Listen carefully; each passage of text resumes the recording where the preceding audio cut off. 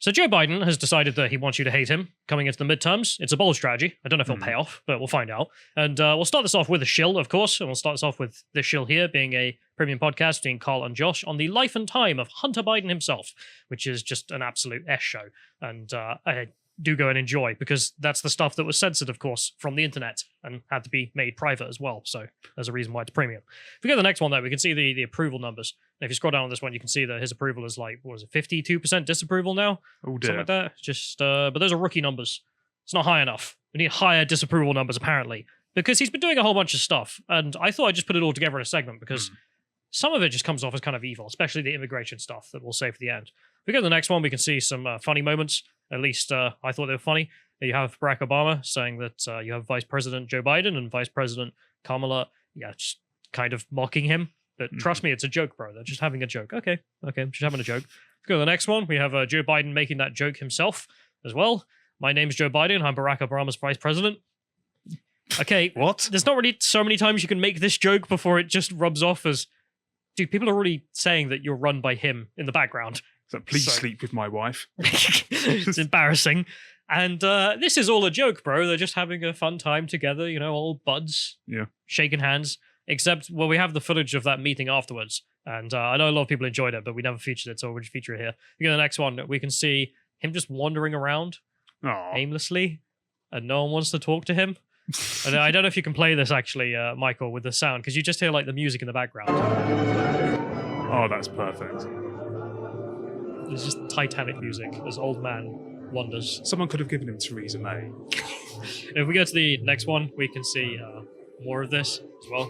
I don't want to go back and get the audio on that one, actually, because otherwise we're going to have hearing the Titanic music the whole way out, which is too sad. It does kind of work with what we're seeing in a way, but... Yeah, there's the other one here, in which you see again, Joe Biden wants to talk to people, or at least tried, and everyone was like, no, go away. I want to talk to Barack, not you, old man. And there's a lot of reasons for why everyone hates him, in case you've been asleep for the last 2 years, I suppose. But if we go to the next one, we can see some more examples of new things he's doing, which are just, again, I don't know if they're calculated to make him unpopular, presumably. So we have this one here, Darren Grimes calling it racism first instead of America first. This one being that he promised that he will have more contracts going to Black, Brown, Native American, and women-owned and veteran-owned small businesses. Okay, yeah, that's explicit racism right there. Yeah, also explicit sexism as well. He also buggers this up. He says contacts instead of contracts to begin with, because Bidenisms as well. But just endless racism from the Biden administration. If we go to the next one, we also have a speech he made very recently in which he decided to tell everyone that you don't own your kids. What? Teachers own your kids. You know that person you left with your kid? You gave them the kid to look after for an hour? They basically own that now. You don't have any rights. It's like a child. So he's taking inspiration from what country am I trying to think of? Cambodia. Yeah. There should be a clip in there, but if there's not, I don't know if you can just play it from the Twitter link, please, Michael, because it's weird. So that's not the right video. So if we can go for the Twitter link instead, because it doesn't seem to have loaded up. But you can see him there, and this is his speech. Can we turn that one up? John's not in today. Gain confidence enough to know what the public in the world. Have our students gain confidence enough to know what they can do, to reach in. We have an obligation. We have an obligation to help them teach and reach their potential. And you've heard me say it many times about our children, but it's true. They're all our children. And the reason you're the teachers of the year is because you recognize that. They're not somebody else's children. They're like yours when they're in the classroom. You represent a profession that helps them gain the competent public. Could he be talking in a more creepy voice if he tried? That's a good point. He talks like a nonce. It's almost as if he's been briefed. Like, talk exactly like a paedophile, Mr. President. I love children jumping up on my lap. Do you, sir? Okay, and there we have just him saying that, well, you don't own your kids in the slightest. Instead, the they're teachers, mine. Well, they're his, because he's the element where he is the state right now. But also the teachers especially are the ones who own your kids. Why? Because, well, they became teachers, and therefore every child they look after is theirs. You could argue saying it in the sense of you just own them for that hour, but then no. Like, just because you teach them doesn't mean you own them, for God's sakes, you would have thought. Anyway, absolutely mad. It's messed up. If we go to the next link, please, we can see also he decided to remember who these teachers are that he's referring to.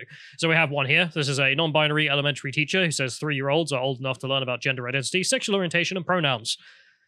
Yeah, anyone want to talk to a 3-year-old about sex? Yeah. I don't think 3-year-olds are going to give a toss about any of those things. But the individual, unless they're forced down their throats ideologically. But also the individual who does want to talk to 3-year-olds about that, kind of sus. Also, not ever going to say that they own your kids, or at least Joe Biden will say that's his position. If we go to the next one, we also have some other teachers. So we have a teacher saying that, well, if your parents don't accept you for who you are, F them, I'm your parents now. We've all seen these. Great. Many of such people. And if we go to the next one, we can also see another teacher. This one is Trump, in which he has the opposite position, in which he literally just says to the audience instead, no, we're going to protect parents' rights. No teacher should ever be allowed to teach transgender to our children without parental consent. That's not me misreading. He said it like that because he's Trump, and I love it. I don't know if you can play the audio on this one, just because the Trumpisms, again, are just glorious. Freedoms with a Republican Congress, we will also protect parents' rights. No teacher should ever be allowed to teach transgender to our children without parental consent. There is something magical about it, isn't there? Yeah, he gets away with. It's a shame that there has to be a political statement in this day and age, but that is where we are. Do you own your kids? And if we continue, we have this other new tweet in which he continues to try and blame all of his failures on Putin. This is all Putin's fault, all the price hikes. This is Putin's price hike. Again, just openly, everyone knows he's lying. So why is he doing all this stuff? I mean, it's just endless. If we go to the next one, we also just have some more news on his financial records. Apparently, he's unaccounted for $5.2 million. That's not a small number, is it? Tiny amount of money. Presumably the 10% for the big guy. I mean, how do you not explain that? Yeah. So this is the Daily Mail here, who say financial records reveal Biden has $5.2 million in unexplained income, as emails show he paid hunters legal fees for one megabucks Chinese deal that was tapped as the big guy to get 10% cut in another as well. So this goes back to the Chinese stuff. Joe Biden agreed to pay his son Hunter's legal fees for his deal with a Chinese government-controlled company, emails reveal, which was to the tune of about $700,000. That was the legal fees. Right. To get the company to have Hunter Biden on. Remember how he said he had no knowledge of anything to do with China or his son's dealings? Except the bills, presumably, that he was paying? Doesn't add up, does it? No. The revelations tie the president ever closer to Hunter Biden's overseas business dealings and makes his previous claims that he never discussed them with his son even less plausible, because how else did he pay out $700,000, unless that's pocket change? But the president's financial filings reveal that he declared almost $7 million more income on his tax returns than he did on his government transparency reports. Oops. Analysis by Daily Mail has found the missing millions, combined with emails on Hunter's abandoned laptop, suggest Joe would have a 10% share in Hunter's blockbuster deal with the Chinese, which raises a troubling question: did Joe Biden receive money from the foreign venture? I mean, where else do you get millions of dollars? Just turn up on your doorstep. It's hard to imagine. I'd love to know. I need some. If we go to the next one, we can also see the news on the border side of this as well. And this is the most incredible thing for me. And why I say it's like he's trying to make you hate him. Because if we scroll down this is just pure data from the border protection guys. And the bottom two lines there, those are the last 2 years of Trump's presidency, the lowest one being the last year of Trump's presidency as well. And sure, okay, there's a bit of a spike there for the previous year. And then COVID happens, and then he's able to shove that down by saying, you want to claim asylum? You might have COVID. I'm very sorry. Bye-bye. Literally the policy. Very funny. But since then, you can see the newest graph, and the blue line there being the one we showed the last time we talked about this, and it just exploded. I mean, as soon as he got into office in January, as you can see there, it just explodes. Yeah, I'm not sure how old this is, but it's literally off the scale at this point. Well, and then you have the New Year's one, the toppest line there, which is even higher than anything. And yeah, that's what I'm referring to. There you have it. I mean, they're just the numbers there. That's appalling. So it's a 300% increase between 2020 and 2021 there, and 650% increase over March 2020 now for March 2022. So they basically just don't have a border there, pretty much. Just don't have one, bro. Don't need a border. Counting the numbers. And if we scroll down again, you can see the other graphs here, which show that it's overwhelmingly adult singles in your area, presumably, not unaccompanied children. It's not a significant portion of this compared to who's coming, and especially the growth. The growth is, again, just adult singles turning up. If we go to the next one, the reason for this, and the reason, well, Trump was able to keep it so low, at least part of the reason, was obviously because of the messaging. Build a wall. Get lost. We're full. F off. America first. Yeah, but then also you have the tools the Border Force had, and this is one of them, as I've been reading about. So this is Title 42. So this is basically, we think you might have a disease, so go away. And they were able to use this to extremes during COVID for the obvious reason that, well, you could get away with anything as long as you said it was for COVID. Yeah. And this was one of them. During the COVID-19 pandemic, the Trump administration used this provision, Section 265, to generally block land entry for many migrants. The program has been continued by the Biden administration. Keep that in mind. Remember those two graphs we saw? Have they exploded? Yes. They were still using this. This is one of the most useful tools, and they were still using it. If you scroll down on this, Michael, you should be able to find there are some more tables that just show the number of people that have been denied. And as you can see, Biden continued using it, but the numbers were still running in the hundreds of thousands. So take those graphs, add on 100,000. I mean, that says if you don't have this law there, that's the reality of the situation. So it's, again, almost doubling the horrible situation they already have. Just the hordes and hordes of people. That is unbelievable. Yeah. So it'd be pretty irresponsible to get rid of it, right? Very. Let's go to the next one. Oh, good. Yeah, get rid of it. Of course they are. US announces end to Title 42 expulsions at the Mexican border. Just actively trying to destroy the country by any and all means. I mean, this is why I don't get. Like, he's just actively trying to make you hate him. I don't know what else you can take away from this. The Department of Homeland Security, Secretary, who cares, said Title 42 will be rescinded by May 23rd, but that expulsions of adults and families will continue until then. Unaccompanied children have been exempt since January of last year.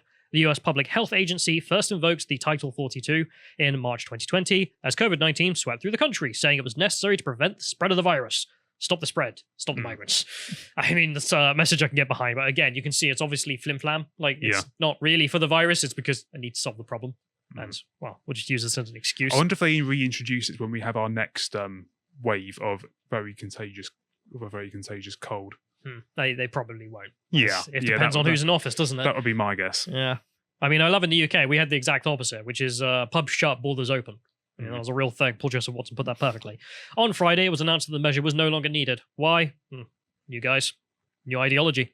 The rule garnered widespread criticism from rights groups, the United Nations and immigrant advocates, and progressive democratic leaders who said it violated both US and international law. Look, if it's against the law to have a border, and then being a country is against international law. Yeah, I don't care then. Stuff international law. Quite. How dare you enforce your border? How illiberal. Jesus Christ. And then they say immigrant groups also said the measures created confusion at the border. Confusion? Contributed to higher border apprehensions and put asylum seekers in harm's way. I have some legal advice for these people and for these advocates. We go to the next image, please. There you are. Stop breaking the damn law then. Like, wait, I'm so confused at the situation of being turned away from a border I tried to break into. Then just don't. Just don't do it. Just apply through the legal means like everyone else. Instead of just being like, don't want to. It's mine. There's also the endless Western blaming out of all of this as well. If we go to Vox, of course, they have some Western blaming in their response to all this. There's a quote in here. Mexico is woefully ill-equipped to administer to the needs of tens of thousands of migrants who have been waiting in the border towns for a chance to enter the US. Whose problem's that? Not the US's problem. Mexico's problem. I also just love the endless Anglos, please save us. Like, we Mexicans cannot possibly deal with this problem at all. Yeah. We basically don't have a country. You can almost say it sounds like an endorsement of white saviorism. Yeah, we should turn up and solve all the world's problems. Yes. Why? Because we're the God-blessed eternal Anglo. And we're here to solve everything ever. But the second we do that and we make it better, it's then colonialism. Of course. Yeah. It is neo-colonialism, if they're just bored and want to add another word. The administration is preparing for a worst-case scenario, this being the American administration. This is their own admittance, as many 18,000 migrants arriving daily after Title 42 is lifted, up from an average of 5,900 in February, Secretary such and such told CBS. I mean, that's what I don't get. Like, he's literally telling the media, yeah, I need to get rid of this law. And what will happen? Well, there's going to be a massive migration surge that I've caused that's completely unnecessary, and none of these people have any more right to be here than anyone else. They're just breaking in, and therefore we're just going to let them in. But it's obvious why, isn't it? He sees them as new voters. Yeah, you want to destroy the United States as you know it. Yeah. You instead want to be the party of immigrants, as well. Someone might smear you as and say you are the party of immigrants and not of the natives, not of the voters, instead of, well, the foreigners, exclusively. Keep that in mind as we go forward, because Vox might end up doing it. There are huge political upsides for Republicans trying to spin the end of Title 42 as the start of a border surge. Vox right? Yeah, of course, because it's a policy failure. Also, the fact that we already have the Biden border surge already in this previous graph, so it's an easy win because it's true. Yeah. That'll be why. It's not because of evil Republicans politicizing things. According to an April 6 Morning Consult Politico poll, 55% of voters somewhat or strongly oppose the decision to end the policy, including 88% of Republicans and 27% of Democrats. That represents the biggest backlash to any Biden administration policy among dozens tracked by Morning Consultant since January 2021. Not surprised. I love that. Just an open admittance from the Department of Homeland Security. This will make things worse. Like, this is going to explode, the number of people coming in illegally. We're going to do it anyway. Oh, by the way, it's really unpopular. Good. Republicans hate it. Good. No, but not even Republicans. I mean, as they say, it's the most backlashed policy he has had since getting to office, at least according to the polling. And they're like, doesn't matter. We'll do it anyway. And also, Vox decide to remind us that it is the Dems who have lost their minds on this. I love how just history comes back to remind them of this. The party wasn't always as pro-immigrant as it purports to be today. As recently as 2006, 64 House Democrats and 26 in the Senate voted for the Secure Fence Act, which built some 7,000 miles of fence. Sorry, 700. Basically, a wall by another name along the 2,000-mile southern border. That included then Senator Joe Biden, Hillary Clinton, Barack Obama, and Senate Minority Leader Chuck Schumer. All of these people who have now been just completely subverted. I mean, they weren't doing great at the time. Let's not delude ourselves. No. No one was arguing for just open borders in 2006. Well, no. Everyone agreed that it was a stupid idea. Yeah, and these days, not so much. It is them who have changed. They also say the Democratic Party's identity as the party of immigrants is a relatively new development. Thank you. That's a direct writing from the leftist Vox writer that, yes, the Democratic Party is the party of the immigrants, not of the natives, not of the Americans. It is of the foreigners. I mean, explicitly in this situation in which, yeah, all of the people who vote for us, or at least all the people who are legal voters, are opposed to this. Don't care, gonna do it anyway. We'll make things worse. Don't care, gonna do it anyway. I mean, I don't know what else to say, except it looks like he's actively trying to make you hate him. I mean, I don't know what else you're meant to get from this. Yeah. If we go to the next one, we can also see just a weird story that I thought I'd mention this, which is apparently Ukrainians are turning up on the US-Mexico border. And the big thing on my mind is just why. Well, yeah. But if you're fleeing from a war zone, why would you have a think? Oh dear God, look what's happened to my home. Where do I go now for sanctuary? I'm going to go to Mexico. Mexico. I mean, you could argue they're trying to get into the US, but then you think you'd just apply from Poland or Slovakia. Yeah, and the US is unlikely to put any barriers in the way of taking in Ukrainian refugees. Surely, they've explicitly said they're going to take 100,000. Yeah. So I don't understand the logic there. No, I don't get the individuals who have done this. Presumably, they got family in America, and they're thinking, okay, well, I'll just go to America then. I was like, well, no. Like, we still have procedures for these things. We have to check that you're actually proper and that you're not some chancer who's saying they're Ukrainian and therefore just apply through the normal means. Don't break into the United States because you feel like it. That's not appropriate. Yeah. You can live in Poland for some time. It's a wonderful country. And they say in here, as the Russian invasion of Ukraine continues, hundreds of Ukrainian refugees continue to arrive at the US-Mexico border in hopes of getting protection in the United States. What, from the cartel? It's a weird situation. The US accepted Ukrainians from a policy that effectively bars most asylum seekers from having their claims heard at the border. This effectively being, you might have COVID, go away. And Joe Biden also announced that his administration would take as many as 100,000 Ukrainians fleeing the war. And the day he did that, they say, days later, an influx of Ukrainians arrived in the Mexico border city of Tijuana. Great, good job. You don't want to be specific about how you're going to accept them. Because the right thing to do would be to say, if they get to the border, no thank you. Go to the embassy. I don't care what country's embassy you go to. We have embassies all over the world. We pay for them. Go and apply there. Don't just break in. Because we actually have to check who you are and make sure you are actually Ukrainian. And that seems perfectly appropriate to me. But instead, no, apparently they've waived that at the border now, and now there are herds moving in. It's just ridiculous. I think it's, what is it? They say in here it's like 45 minutes wait time? Yeah. If you're Ukrainian on the border? fantastic. Again, just destroy the border by any means necessary.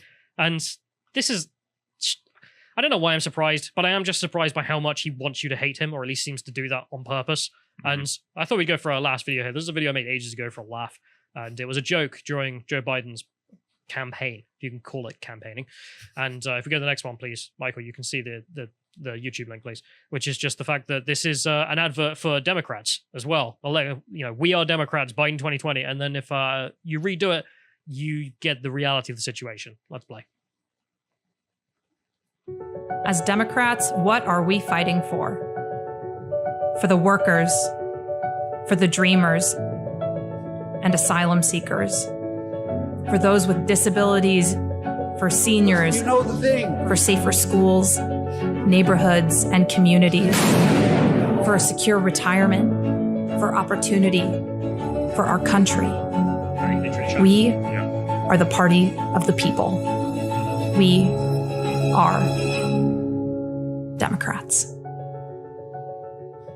So that's an old meme I made, but to be honest, it becomes more and more true every day. Oh, it is true. I mean, especially the China one there. Like, I kind of put that in as a half joke, but the more and more we find out about that deal, and the fact that apparently he's got 5 million just stuck around from who knows where. It actually almost mirrors Children of Men, what you put together. It's extraordinary. Anyway, so that's Joe Biden's continued, I don't know, messing everything up on purpose, because what else is he doing any of this for at this point?